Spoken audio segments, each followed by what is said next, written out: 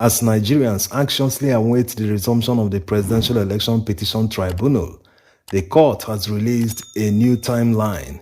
In the old timeline, judgment was supposed to be delivered in the first week of August. But in this new timeline, the date will be decided by the judges after the adoption of addresses. In other words, after all arguments, counter-arguments, and addresses by all the parties, the judges will take their time to look at the matter, after which they will now communicate the date that they will deliver the judgment. Now, let's look at the new timeline. As you all know, INEC will open their defense on Monday, the 3rd of July, 2023. They will have a few days up till Friday, the 7th of July, 2023 to defend the heist that they conducted. Yes, it was a heist. Evidence abound. All election observers, both in Nigeria and abroad, all of them came to the same conclusion that the election was not transparent, that it was marred by violence and rigging. Why will Nigeria spend money into the billions of naira to adopt technology to make elections more transparent? At the end of the day, the electoral body, INEC, refused to use that technology to conduct that election. So on Monday, they will start to defend the indefensible. They've already set the tone if you watch the other video where the INEC commissioner, Festus Okoye, was trying to play down the importance of IREV. So it will be interesting to see how they will base their arguments and how they will try to counter the massive evidence that they themselves brought to court. Because some of the CTCs that they delivered to Labour Party, they brought them to court by themselves. The next respondent after INEC will be Tinubu and Shetima. Of course, they are being represented by one council.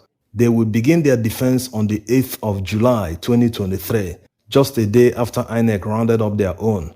And they will have until 13th of July to finalize their defense. It will be interesting to see how they will defend all the baggages. Where will they even start? Is it from the $460,000 forfeited to the United States government being funds traced to narcotics trafficking? Or is it the certificate forgeries? Or is it lying under oath? Or is it the dual nationality? Which one? Where are they going to start? How are we even sure of the identity of the man they are going to defend? So their defense will be very interesting. And if this hearing was being conducted live, it would have done a lot of damage to his reputation. That's if he had any reputation in the first place.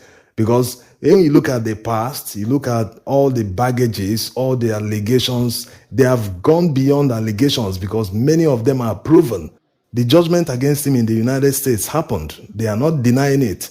They are only saying that it is now time-bound, that it has passed 10 years. On the other hand, they also claim that it was a civil forfeiture. But we all know how it started, how the FBI special agent, the DEA, and other agencies started the investigation and his name kept popping up. All the people that were arrested and sent to jail all named him, and how he lied to the FBI when he was questioned over the telephone. So all these exist. It's just that they are banking on all sorts of technicality to say, yes, he did it, but no, like they said before, that it was his account. Yes, it's actually in one of their responses to the Labour Party petition, that it was his bank account that did the crime, not him. So it will be interesting to see how they will defend him, starting from the 8th of July.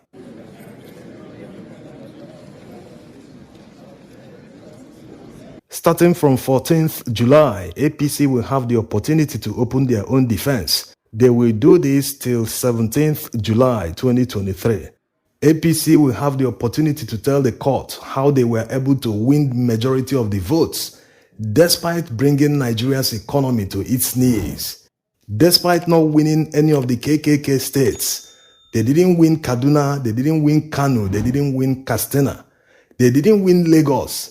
They didn't win Abuja. All the major cities across Nigeria, they lost woefully. Where exactly did their votes come from? After APC's defense, there will now be the closing of evidence starting from the same day, 17th July. From 28th July, it will be the time for respondents to address the court. They will have that opportunity to address and say all the reasons, all the objections. They have been objecting everything presented in court, all the evidence that were tendered. They will now have the opportunity to tell the court, this is the reason we objected to this is the reason, this, that. So after their own address to the court on the 28th July, of course, it might be more than that, the petitioners, that's P2B, Labour Party, and Atiku, PDP, they will have their own time starting from the 5th of August. Possibly this is the time they will mention the number of votes that they got in court. They will even go as far as mentioning how many states they won and how many states they got 25%. Every detail about the election will be revealed by this time when they address. After their own address, the respondents will also have another opportunity to reply their address. That will happen on the 11th of August. The next day, being the 12th of August, will be the adoption of addresses. After this stage, the judges will now adjourn to look at the matter, go through all the evidence, write their judgment, and when they are through, they will now communicate the date for the judgment, because the judgment will be read as usual. The lead judgment will be read, and if there are dissenting, they will also read theirs after the lead judgment has been read. Now, let's answer some questions. Constance wants to know how INEC will open their defense against non-compliance going by the preponderance of evidence. Well, they've started already. When Labour Party presented the expert witness from Amazon, who submitted reports that proved that there was no glitch on election day. So INEC already responded to this by saying that there was a glitch, that it was the glitch that caused the non-upload of presidential election results. We all know that this is not possible. Let's even assume that there was a glitch. It would have stopped all uploads. House of Reps and senatorial elections can be uploading while the presidential election will refuse to upload. It's just impossible. The second part of your question can be answered because you can't get into the mind of a judge. It's just because of the Nigerian factor. Ordinarily, when you look at the law and look at what section that was breached, you should be able to look at the punishment and say, yes, there's no way this person is surviving this. The law must catch up with the person. But you can never know how they will decide. That's it. And we just keep an open mind till the judgment day to see how they will overlook all these.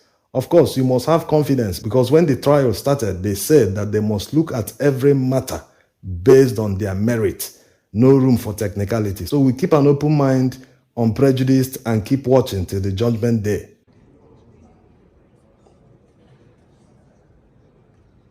This brings us to another question that many have been asking.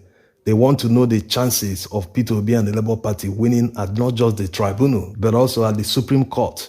Just like I already said that you can't get into the mind of a judge, but there are things you look at and you have hope. You say, there's no way this man will escape this. There's no way they will look at all this and turn a blind eye and say it is because of this or use one technicality to strike off the matter. For instance, the current CJN was among the people that delivered justice when they said that forfeiture is because a crime was committed, that one cannot willfully forfeit something without committing a crime. That if the government wakes up one day to seize your property, whether in the bank or physical property, landed asset or anything, that you have the right, when you know that you didn't do anything wrong, you still have the right to go to court and challenge the government and you will win. This judgment was made in the case of Mohamed Abacha versus the federal government. We made a video about it. So looking at that case, will they say a different thing this time? Considering the fact that Mohamed Abacha didn't go to prison for it, and his own wasn't even drug related. Also, what he mentioned is that there are 2 serving Supreme Court justices that were part of the panel that disqualified a PDP candidate in the House of Reps for certificate forgery. They found out that this guy forged a certificate and they disqualified him. We made a video about it recently. So after giving such judgment, will they look at that of Tinubu and say, no, it is not certificate forgery? Nigerians are watching. Thanks for watching.